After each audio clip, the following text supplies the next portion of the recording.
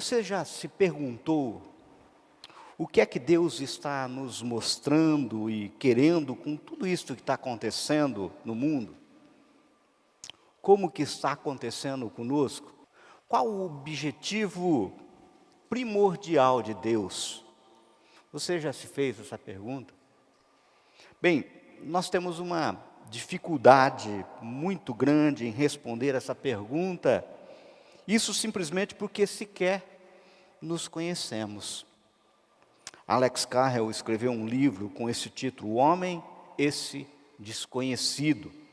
Escreveu um livro dizendo que o homem conhece o mundo à sua volta, mas não conhece a si mesmo. O homem explora o universo, mas não viaja pelos labirintos da alma. O homem busca respostas através da ciência, mas não ausculta o próprio coração. A pergunta dirigida a Deus hoje, mais do que nunca, faz sentido diante do cenário de notícias ruins e ainda ecoa nos nossos ouvidos. A pergunta feita por Davi: que é o homem para que com ele te importes? É o que está lá no Salmo 8.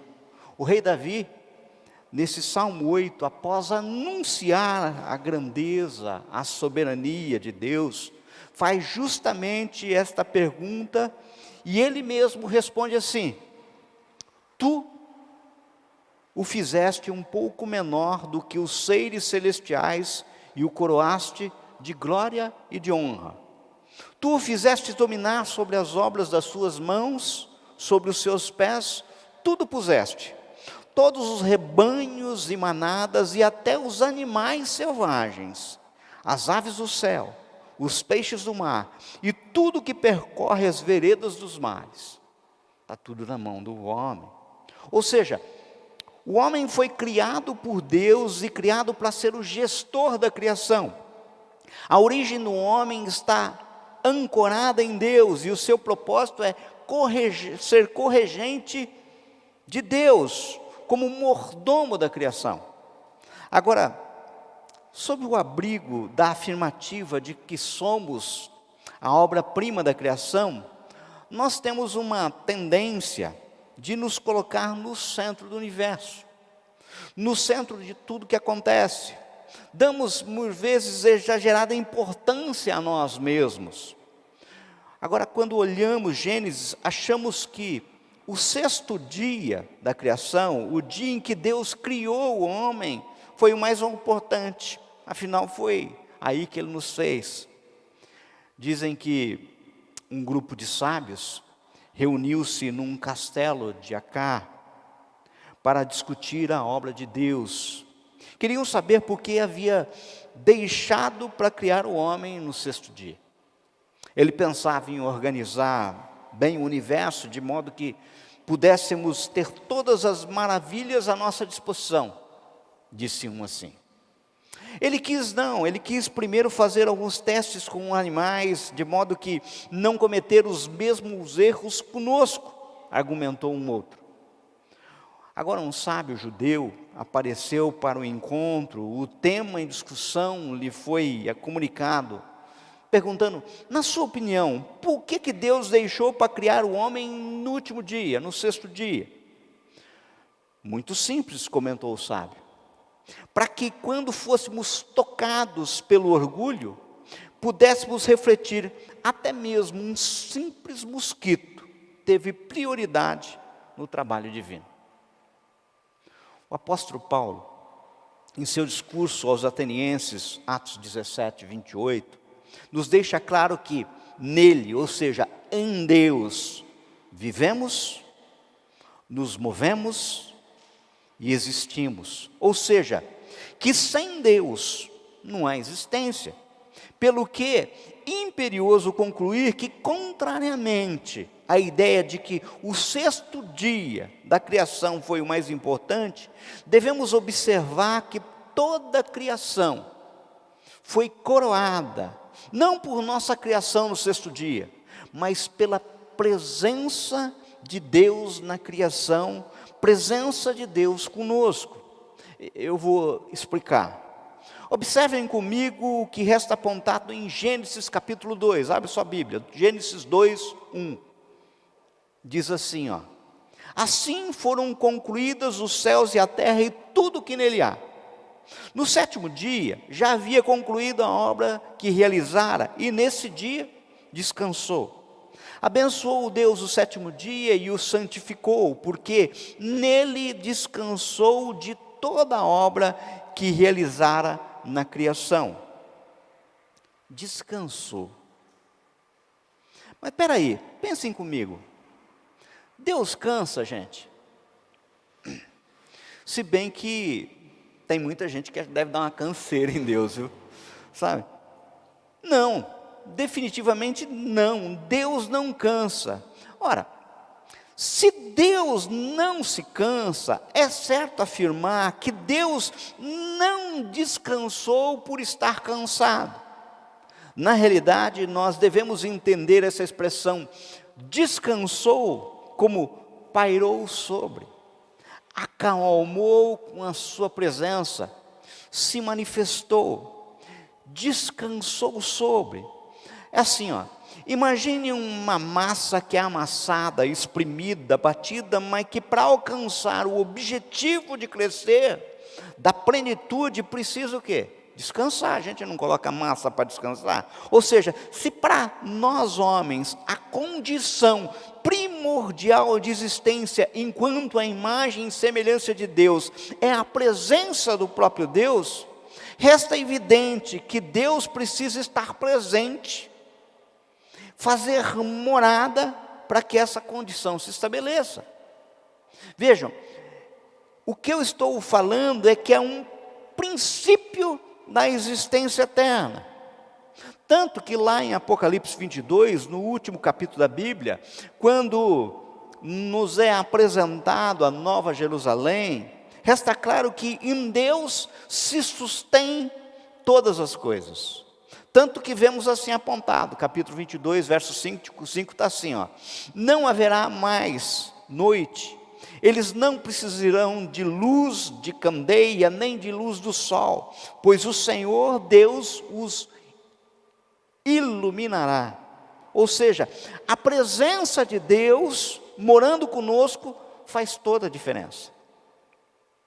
Isso com certeza responde à nossa pergunta: qual o objetivo primordial de Deus? O que Ele sempre quis? Estar conosco, morar junto com a gente. É assim, gente, Deus sempre quis estar conosco. Acontece que o homem se rebelou contra Deus, através do pecado, de modo que Deus retirou a sua presença. Desde então, o homem busca restabelecer essa presença, busca Deus através da religião, religária. Ele criou, por exemplo, zigurates. O que eram os zigurates? Vocês lembram da história de Babel? Os zigurates eram torres construídas por mãos humanas, e a torre de Babel era isso, e lá em cima na torre havia um altar, com o objetivo do quê? De que Deus descesse. Agora, como Deus não é afeto a essas obras de homem, descia deuses sim, espíritos malignos. Deus não se sujeitava a isso. E o problema é justamente este: nós queremos de Deus a presença dEle, mas do nosso jeito. As coisas não funcionam assim com Deus, e isso causa um grande problema. Note, no Velho Testamento, quando o povo procurou restabelecer a presença de Deus, o próprio Deus lhe deu a receita de como deveria fazer. Vocês se lembram, Deus deu exatamente o quê? Deu a planta. Ele deu como é que era o projeto, a descrição de como deveria ser, por exemplo, a Arca da Aliança. Como deveria ser a arca, a tenda da aliança. Ou seja, Deus quer estar presente, mas a regra de casa, as regras do local, os ritos para recebê-lo devem ser seguidos segundo aquele que Ele próprio determina. As coisas devem funcionar do jeito dEle. Perceba que eu não estou falando aqui, pura e simplesmente, do atributo da onipresença. Deus está em todos os lugares. Eu estou falando da glória da presença. Lembram de Moisés? Ele sobe a um monte, ele encontra lá a sarça ardente e ouve de Deus: tire as sandálias dos seus pés, porque o lugar em que tu pisas é santo. A onipresença de Deus estava também no pé da montanha, mas naquele momento, a glória do Senhor estava naquele lugar físico, na sarça. Vocês estão entendendo? Que é diferente. Notem, o povo de Deus esperou pelo Messias prometido, e Deus anunciou pelos profetas exatamente como se daria, quais inclusive seriam as características do acontecimento. Nos veio Jesus, que é Emanuel, Deus conosco, mas muitos não o reconheceram, pois esperavam e queriam a presença de Deus de uma forma concebida à nossa ideia, a ideia do homem. Por sua mente, pelo seu jeito, talvez como um poderoso exército, talvez como um grande príncipe montado num cavalo branco, de modo algum uma pessoa humilde andando num jumentinho. Vocês estão entendendo, gente? É assim, ó. Se Deus, como grande arquiteto do universo, lhe entregar uma planta, um projeto, e você de repente pegar esse projeto e começar a adulterar esse projeto. Não, essa janela aqui não está legal, eu vou mudar a janela.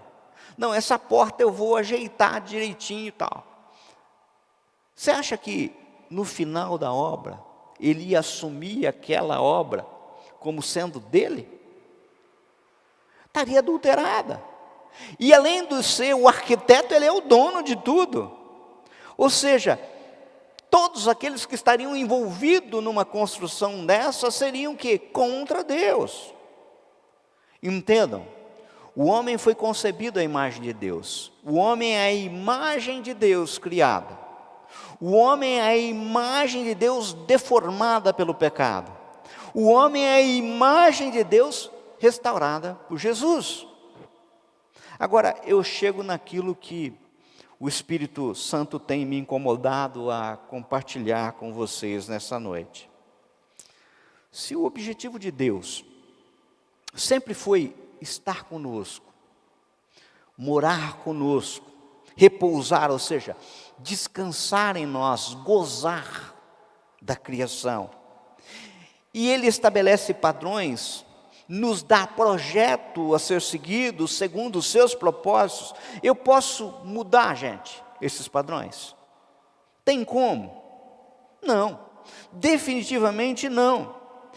Eu tenho ouvido há algum tempo expressões do tipo assim, ó: o evangelho não pode ser um peso. Servir a Deus deve ser de forma suave.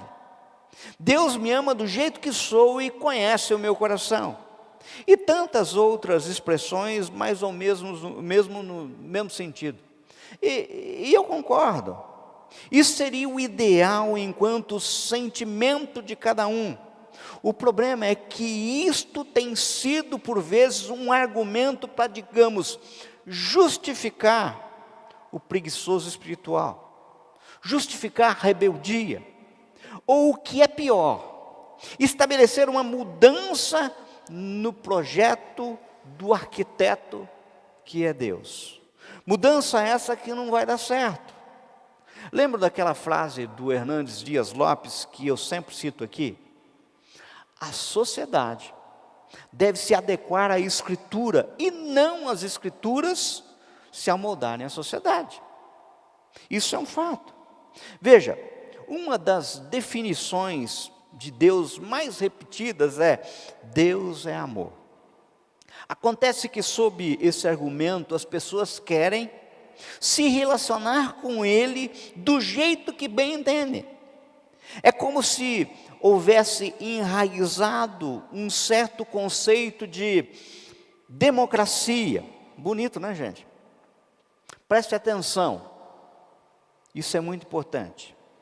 Democracia é um sistema de governo do homem e não de Deus, fica claro que o sistema de governo é monarquia e o lugar de rei já está ocupado. Numa monarquia, quem manda é o rei, reino dos céus, o reino de Deus. As regras são dadas pelo rei, diferentemente de uma democracia em que quem manda é o povo. E as pessoas ficam expressando, até expressões foram criadas. Ah, a voz do povo é a voz de Deus. Gente, para. Aonde que existe justificativa para isso? Agora, deixa eu fazer uma observação para o caminho que eu estou dando a essa palavra. Notem, queridos, eu não quero, em hipótese alguma, aqui estabelecer padrões de regras e comportamento como fizeram os judeus no passado. Por que eu estou falando isso? Entendo. Vamos pegar, por exemplo, esse culto a Deus que está acontecendo agora. É absolutamente errado eu apontar que aqueles que estão aqui no templo, nesse momento, são negacionistas. Expressão comum hoje. Ou que aqueles que não estão aqui no templo são covardes e não confiam que Deus pode protegê-los desse ambiente. Entendam, por favor, se eu assim rotular pessoas, eu estarei julgando. E isso é temerário, isso é errado. Pelo que eu devo me lembrar daquilo que Paulo nos ensinou de uma forma bem clara em Romanos capítulo 14, verso 3 e 4. Olha só, aquele que come de tudo não deve desprezar o que não come, e aquele que não come de tudo não deve condenar aquele que come, pois Deus o aceitou. Quem é você para julgar o servo alheio? É para o seu Senhor que ele está de pé ou cai, e fica de pé, pois o Senhor é capaz de sustentar. Queridos, eu sei que muitos que estão aqui hoje, e suas motivações legítimas para estar, como também sei do porquê que outros não estão aqui no templo hoje, estão cultuando a Deus em suas casas, de forma também absolutamente legítima. Tudo que for além do propósito sincero de adoração a Deus, é anátema, é pedra de tropeço. Abstenham-se de julgamento e adorem a Deus. Simplesmente isso. Dito isso, abram suas Bíblias em Lucas capítulo 9, esse é o texto principal. Lucas 9, nós leremos do verso 57 a 62. Diz assim a palavra do Senhor: quando andavam pelo caminho, um homem lhe disse: eu te seguirei por onde quer que fores. Jesus respondeu: as raposas têm suas tocas e as aves do céu têm seus ninhos, mas o Filho do Homem não tem onde repousar a cabeça. A outro disse: siga-me. Mas o homem respondeu: Senhor, deixa-me ir primeiro sepultar o meu pai. Jesus lhe disse: deixe que os mortos sepultem os seus próprios mortos, você porém vá e proclame o reino de Deus. Ainda outro disse: vou seguir-te, Senhor, mas deixa-me primeiro voltar e me despedir da minha família.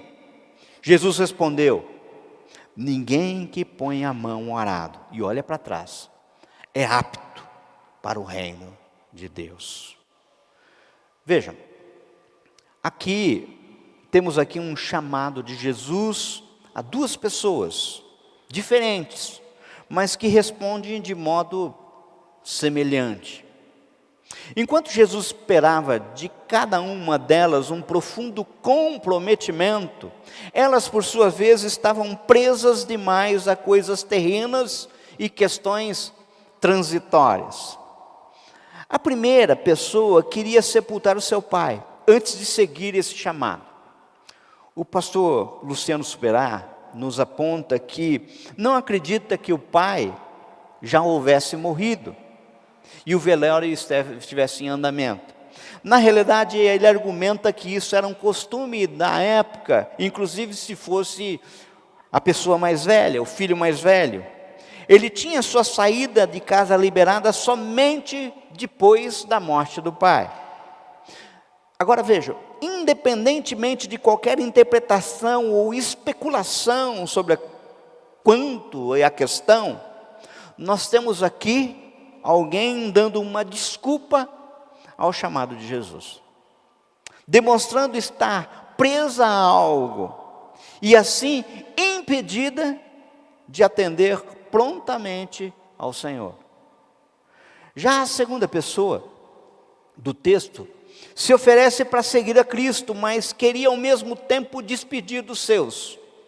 Tinha uma prontidão maior que a primeira e uma desculpa menor, ou se resolveria talvez depressa. Mas observem que Jesus deixa claro que depois de terem se envolvido com Ele, estas pessoas não tinham mais a opção de olhar para trás. Se fizessem, não seriam aptas para o reino de Deus. A palavra traduzida por apta nesse texto, no original grego, abrange significado, o conceito de apropriado, de útil. De acordo com a afirmação de Jesus, não podemos hesitar em atender o seu chamado. É isso que está no texto. Nem sermos encontrados presos a coisas ou valores que nos impeçam de seguir adiante em obediência a Ele. A verdade é que todos nós temos dificuldades de abrir mão de determinados valores que temos. Ficamos presos a algumas coisas na nossa vida. Agora, como diz aquele comentarista esportivo, antigo juiz de futebol, Arnaldo César Coelho, a regra é clara. Quando se trata de seguir a Cristo, não podemos ter nada que nos prenda, não podemos mais olhar para trás. Mas o que significa olhar para trás? Entenda, as Escrituras apresentam uma clara diferença entre conversão e santificação. A primeira, conversão, fala do rompimento da pessoa com o mundo e o pecado, e é a experiência através da qual alguém passa a desfrutar salvação. A segunda, ou seja, santificação, fala do rompimento da pessoa com as coisas que impedem o seu crescimento e progresso na fé. John Wesley declarou: a conversão tira o cristão do mundo. A santificação tira o mundo do cristão.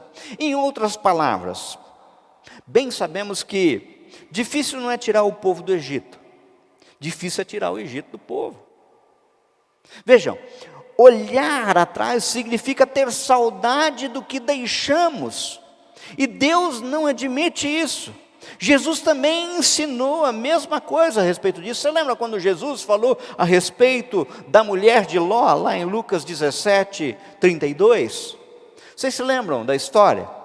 Ló e sua família estão sendo retirados em segurança da destruição de Sodoma e recebem uma ordem clara vinda de Deus: não olhem para trás. No caso, a mulher de Ló olha para trás e é transformada imediatamente numa estátua de sal. O próprio pastor Luciano Subirá, e eu concordo com esse ensino, nos afirma que temos aqui uma figura. Aqui, Sodoma e Gomorra figuram este mundo perdido e devasso que há de ser julgado por Deus. Mas o livramento de Ló e da sua família figuram como a nossa salvação, o livramento do juízo e condenação deste mundo. Mas para não ser julgado com o mundo, não basta ser geograficamente retirado dele. É preciso que nosso coração também saia dali. O nosso coração também não esteja no mundo. Ao ordenar que não olhassem para trás, Deus estava dizendo que seria o fim de tudo aquilo que o coração deles deveria estar totalmente desprendido. Mas a mulher de Ló desobedeceu à ordem divina. Observem, O texto bíblico não fala de alguém que olhou por mera curiosidade, deixa eu ver o que está acontecendo. Não, o texto original fala de alguém que tinha seu coração preso ao que deixou, mostrando com isso consideração pelas coisas que havia abandonado.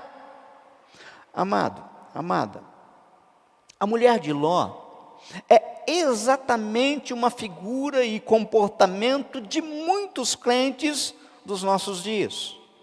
E justamente por isso deve ser lembrada. É incrível, mas há muita gente que não consegue se desprender das coisas da qual Deus os libertou. Aquilo que um dia te prendeu, potencialmente ainda é um perigo. E a gente tem que entender isso. Por isso Paulo advertiu aos Gálatas dizendo, olha o que está em Gálatas capítulo 5, verso 1. Foi para a liberdade que Cristo nos libertou. Portanto, permaneçam firmes e não se deixem submeter novamente a um jugo de escravidão. Assim, como a mulher de Ló foi roubada de sua vida, tornando-se uma estátua de sal, podemos também perder a vida de Deus em nós pelo fato de olharmos para trás. Queridos, Mateus 5,13 nos diz que vós sois o sal da terra. Ora, se o sal vier a ser insípido, para quê? Como lhe restaurar o sabor?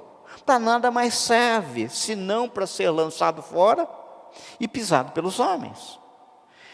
Essas contundentes palavras de Jesus foram ditas não com o objetivo de estabelecer apenas uma metáfora superficial, mas sim para conscientizá-los de que, do devido peso da decisão de seguir Jesus. Entendam de uma vez por todas, você que está me ouvindo em casa, há um peso em seguir Cristo. Por que vocês acham que Jesus falou assim, olha, no texto que lemos, as raposas têm suas tocas e as aves do céu têm seus ninhos, mas o Filho do Homem não tem onde repousar na cabeça. É tipo assim, ó, mede bem aí, se você vai dar conta dessa opção que você está fazendo. Ou seja, tem peso, mas eu também quero falar para vocês que esse peso é infinitamente pequeno se comparado com a eternidade oferecida ao seu lado. O problema é que nós somos imediatistas, hedonistas. Queremos a felicidade aqui e agora, o dinheiro de volta. Tá? Agora, observem. Esses dias, eu estava conversando com o Ricardo, meu grande amigo Ricardo, está lá na mesa. E estava compartilhando com ele que minha preocupação tem sido maior, não com aquele que simplesmente vira as costas para Jesus e a igreja e volta para o mundo, mas principalmente com aquele que se desvia só em seu coração, embora continue fisicamente no caminho. Foi exatamente isso que Estevão se referiu em sua mensagem quando mencionou a geração dos israelitas que saiu do Egito e rejeitou o ministério de Moisés. No caso, Estevão deixa claro que o povo, mesmo sendo liberto do Egito, se recusaram a obedecer-lhe, pelo contrário, rejeitaram-no. E em seus corações voltaram para o Egito. A frase que está lá em Atos 7, 39, seus corações voltaram para o Egito, revela a atitude de olhar para trás e desejar aquilo que foi antes deixado. Eles não voltaram literalmente para o Egito. Da mesma forma como muito crente não chega a abandonar a igreja, mas no seu íntimo continuam vivendo no mundo. É assim que muito crente faz. Isso quando não se desliga das práticas, das fantasias do mundo. Está aqui, se professa crente, diz eu sou, mas quando você olha, opa. Infelizmente tem muita crente assim. Gente que sente saudade das bebidas, das drogas, do sexo ilícito, das festas, ou seja, da cebola do Egito. Pessoas que se apontam e se auto-intitulam crente, mas conseguem ter saudades apenas do que eles acharam que era bom. Essa atitude interior de saudade do que foi deixado é olhar para trás como a mulher de Ló fez. É voltar ao Egito, ainda que não seja de modo literal. Acredito que antes do desvio que envolve o abandono a tudo, a pessoa começa se desfiando no seu coração, sabe? Por isso a experiência da conversão não deve ser uma coisa banal. A pessoa tem que saber valorizar aquilo que está abraçando e saber rejeitar para sempre aquilo que está abandonando. Sabe, queridos, nós estamos atravessando, sem dúvida alguma, um dos momentos mais difíceis que essa geração aqui está atravessando. As pessoas estão sofrendo. Sofrem por causa da pandemia, sofrem por causa de crise financeira, sofrem por causa da política, muitas de nossas famílias estão doentes. Mas acontece que ao invés desses crentes se voltarem para Deus, muitos estão buscando alternativas, inclusive em práticas que não têm fundamento bíblico. É busca de autoajuda, é busca de técnicas e práticas de terapias controversas e muitas outras. Como diz Leandro Vieira, dedique-se à leitura da palavra. Quando eu digo leitura, é estudo e a oração. Esses dias, antes de o culto começar, estavam eu e Ricardo, mais uma vez, né? E ele estava falando com os olhos marejados, do grande milagre que Deus operou na vida do pequeno Estevão, seu netinho, e que ele não se via merecedor disso, e não merecia mesmo. Sou obrigado a concordar com ele. Sabe, gente, ao longo dos anos eu tenho testemunhado coisas tremendas sendo feitas por Deus. E em nenhuma, absolutamente nenhuma vez a bênção foi distribuída por mérito. Foi exclusiva graça. Mas o que tem entristecido o meu coração é que as pessoas estão deixando que milagres recebidos caiam no esquecimento e se tornam incomum. Sabe, me vem à memória aquele texto dos 10 leprosos. Só um volta para agradecer. Cada uma das bênçãos que eu recebi até hoje não foram merecidas. Pelo que, se eu passasse os restos dos meus dias de joelho em agradecimento, ainda seria muito pouco.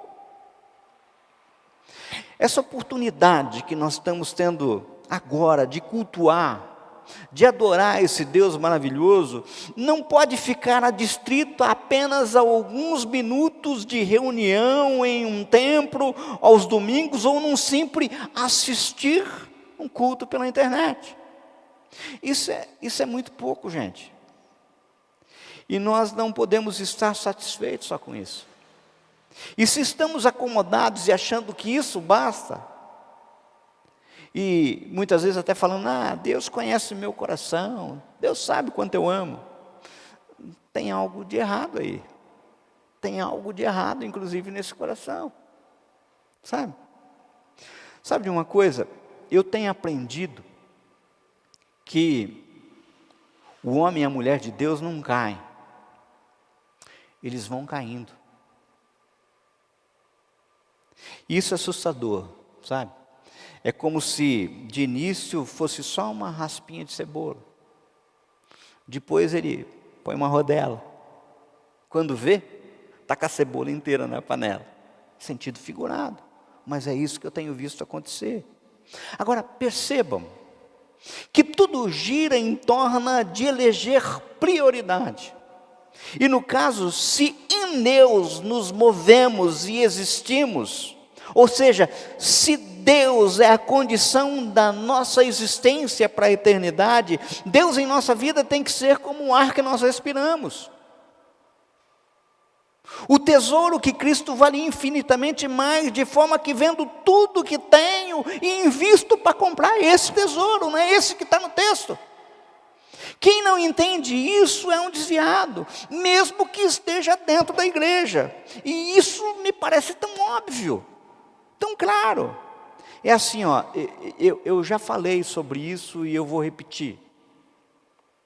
Nossa vida, ela é feita de momentos, acontecimentos e eventos. Momentos, gente, o que é momento? Momento é aquilo que acontece, momento. Vamos imaginar assim, e muitos momentos passam e a gente não lembra. Eu não lembro o que eu comi ontem no almoço. Muitas daqui estão aqui não lembram com a roupa que vestiram no culto domingo passado. Mas esse momento existiu. A nossa vida é tomada de momentos. Sabe, quantos movimentos de inspiração e expiração você deu hoje?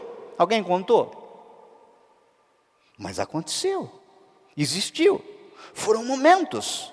Momentos simplesmente acontecem, mas nós não damos tanta importância.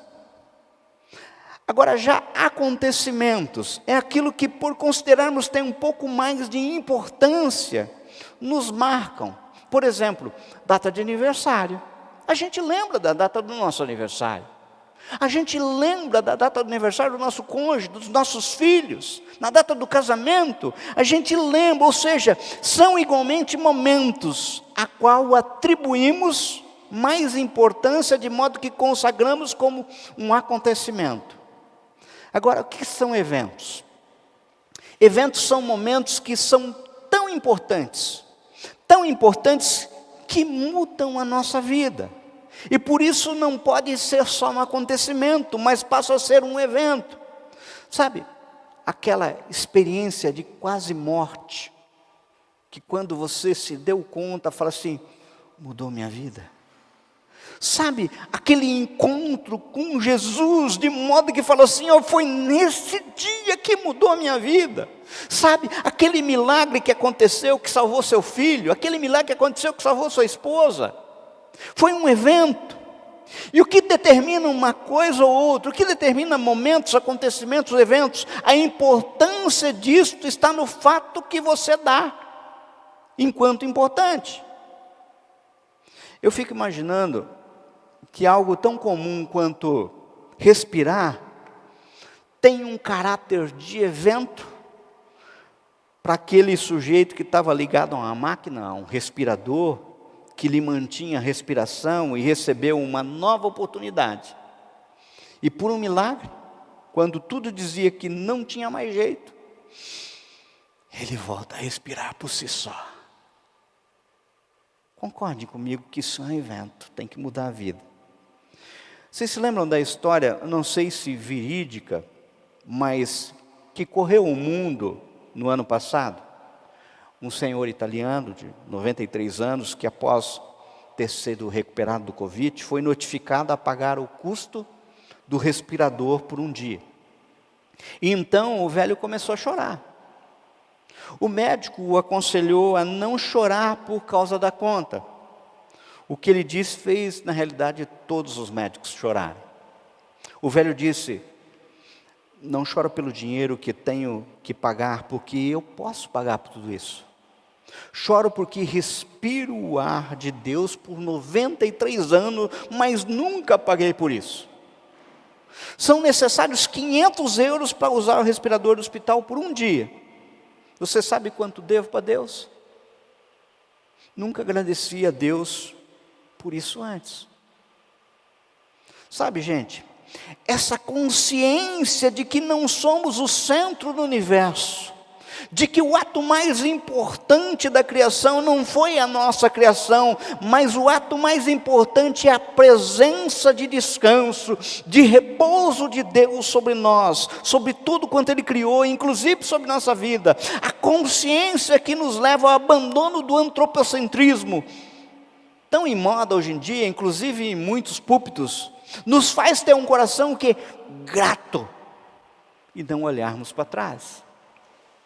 Ora, o texto é extremamente claro. Ninguém que põe a mão ao arado e olha para trás é apto para o reino de Deus. Vejam, se você não se constrange com o amor de Deus, quando lembra de tudo quanto Ele já fez por você, se você não sente o coração ardendo, como sendo esse o momento de adoração mais importante que poderia estar acontecendo, se você insiste em olhar para trás, mesmo depois da cruz, mesmo depois da ressurreição, eu sinto muito em dizer-te, você não é apto para o reino de Deus. É assim que está no texto. Agora, o que podemos fazer de forma prática para não incorrer no erro de olhar para trás? Quero de forma resumida oferecer-lhes alguns conselhos objetivos, aliás, que já ouvi de inclusive outros pastores. O primeiro conselho é que devemos nos manter firmes. Entendam, queridos, nós somos orientados pela palavra a vigiar e cuidar. Muitos crentes vivem como se nunca tivessem recebido essa ordem. Simplesmente transferem o cuidado a si, de si para outros. Mas o fato é que isso é responsabilidade nossa e de mais ninguém. Em 2 de Pedro, capítulo 3, verso 17, diz assim, portanto, amados, sabendo disso, guardem-se para que não sejam levados pelo erro do que não têm princípios morais, nem percam a sua firmeza e caiam. Guardar-se para não ser levado pelo erro, são palavras que indicam uma atitude e de responsabilidade que Deus nos deu. E o propósito é não descair na própria firmeza. E falar assim, o Senhor nos mostra que a queda é uma possibilidade, mas nos mostra que pode ser evitada com prevenção e com cuidado. O segundo conselho é que devemos firmar um compromisso com Jesus de não abandoná-lo. Entendam, queridos, Jesus prometeu que estaria conosco todos os dias. Está lá em Mateus 28, 18. O que não nos abandonaria.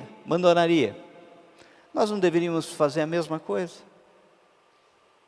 Veja, amados, se a nossa existência ela é fundada na presença de Deus conosco e temos consciência de uma coisa chamada eternidade, vida eterna, todos os nossos problemas mudam na proporção que, se para mim viver é Cristo e o morrer é lucro, ei, medo, eu não discuto mais, sabe? É como aquela canção do Jota Quest. Posso viver aquela regra que eu já repeti aqui muitas vezes. E essa regrinha, muitas vezes as pessoas acham engraçada, falam, Dionísio, você exagerou nela. Mas olha, se eu fechar os meus olhos e acordar, Deus está comigo. Se eu fechar meus olhos e não acordar, eu estou com Deus. Tanto faz. Quem tem essa segurança que, para mim, o viver é Cristo e o morrer é lucro, tem essa regra do tanto faz. E perde o medo. Por fim, eu tenho um último conselho. Diz respeito a lembrarmos quem é o nosso Rei, quem é o nosso Deus. Quando Deus nos viu em pecado e separados sem sua presença, percebendo que seria absolutamente impossível nossa existência, e nos amando, Deus não mandou ninguém, mas veio Ele próprio em carne, na pessoa de Jesus. Ou seja, Jesus é a essência de tudo que Deus mais deseja, porque Jesus é Deus na carne, Jesus é Deus conosco, Emmanuel.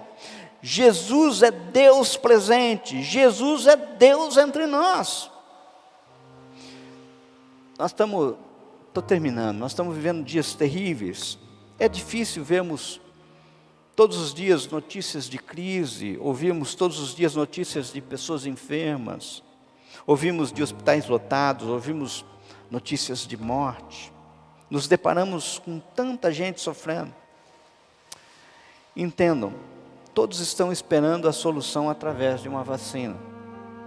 Todos estão esperando a solução através de uma CPI ou uma decisão governamental. Todos estão esperando uma solução através das mais variadas medidas. E no caso, em absoluto, eu não estou falando contra. Que bom que venham vacinas e sejam seguras e eficientes. Que bom que as CPIs achem culpados, criminosos, sabe? Que bom que medidas governamentais venham para acudir o povo. Mas entendam, por favor, entendam. De nada adianta tudo isso, todo esse esforço é em vão, se a presença de Deus não for em nossa vida. E a presença de Deus só se dá através de Jesus. A maior e melhor solução na realidade, a única, para tudo isso que nós estamos vivendo é Jesus. Não tem outra. Vejam, o Senhor instituiu a ceia da aliança, justamente com o propósito de nos manter conscientes da sua morte, da redenção que veio através dele, de Jesus. A mesa está posta e Deus está nos chamando a este momento renovar nosso compromisso com Ele. Agora a pergunta é: como você responde a esse chamado? Vamos orar? Pai, espero que essa palavra tenha falado ao coração e mente de todos quanto ouviram essa mensagem. Queremos que o Senhor descanse, repouse sobre nós e que nós descansemos no Senhor. Não queremos olhar para trás, mas sim correr a carreira que nos está proposta, olhando firmemente para o autor e consumador da nossa fé, Jesus. Ouve a nossa oração, é o que te pedimos, em nome de Jesus. Amém.